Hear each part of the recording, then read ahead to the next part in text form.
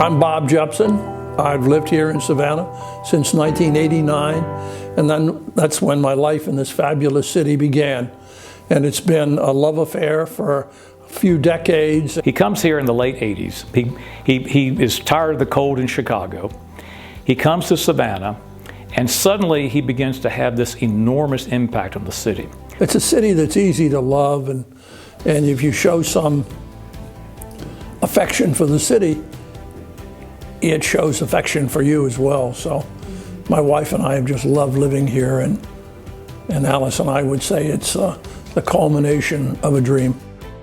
And I think that he and Alice arrived here at the right time. They just had such a huge impact. And he began to say to people around him, we can do better. We can jump higher, we can climb higher, we can be better. And he really, I think, inspired and set a standard. He raised the bar in this city in terms of philanthropy, in terms of vision and giving. There have been a lot of important people, a lot of people with great impact in the history of Savannah. But I would say that I don't think anyone, since the founder, James Edward Oglethorpe, I don't think anyone has had more of an impact than Bob Jepson on this city and making it the success it is today. It's a city that welcomes help, appreciates help. It's a city that has its own personality, and if you fall in love with that personality and the people here, it's just a great journey.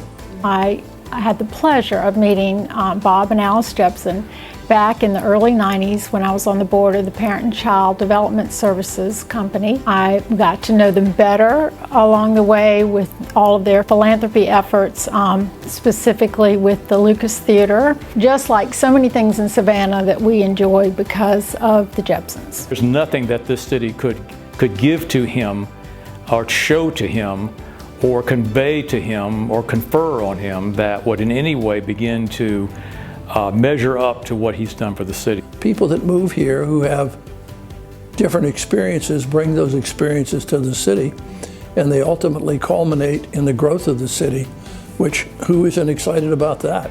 We all are. Savannah is so lucky that they moved here, and they have both done so much for our community, and of course Bob has, and made it so much better in so many different ways. If you just drive around town and look at the Jepson Educational Center, the Telfair Museum of Art, the SCAD, he was on the president of the board of SCAD and all he's helped with them, the Georgia Ports Authority, he was very involved in the leadership there.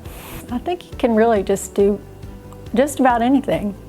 He made the city a better place than he found it, and I think that in the end is really what he would expect out of all of us. Life is what you make it. And if you sit on your duff and do nothing, that's kind of a waste of a life. So I went to the University of Richmond on full scholarship, went to the School of Business. The dean there was a tough entrepreneur who loved teaching and was very good at it. And he put his arm around me and didn't say it, but said, I'm going to help you become something you're not today. And David Robbins was his name. You know, I've had many people that I have known that have inspired me either quietly or openly to be more than just an observer. You know, life is like a game. It's like a football game. You've got 100,000 people in the stadium watching the action, and you've got 22 players down on the field making that action happen. And if you have a choice, at least I had a choice, and I wanted to be a player. I didn't want to be an observer, because that's really where all the fun is. It's where all the accomplishment is. And if you look at the progress of people through the years, you will see that we honor those who were on the field, and we don't think much about the people that were in the stands. The players are where it all happens. That's where the ball moves forward or doesn't. And even if you don't win the game, you won because you've been there competing. Well, Bob Jepson is one of the most remarkable people I have ever met. There is a quality about him. You know you're in the presence of greatness when you are around him. He is also, he has a charisma. He's an inspiring person. He's a wonderful cheerleader. But he also has the vision. He can see things and see much further than the typical person. And we would not be where we are today. We would not be the institution that we are. We would not be statewide in the way that we are. But he's also a model of servant leadership, by which I mean he's always focusing on how can I make the people around me successful. Life is really a mixture of preparation and passion. And I would advise young people who are thinking about what they want to do, one, to think passionately about what stirs them or what stirs their passion. And two, think about something they'd like to do and to give it all they've got. And don't look so much backwards, but look forward and think about what can I make of this and what can I do with this and how can I make life better for me and how can I make life better for everyone I know and interact with. And if you hit on all of those, wow, life is a grand trip. It's been an honor to know him, a privilege to know him, and I can say that I personally would not be as successful as I am or the person that I am. He's been a role model in terms of leadership.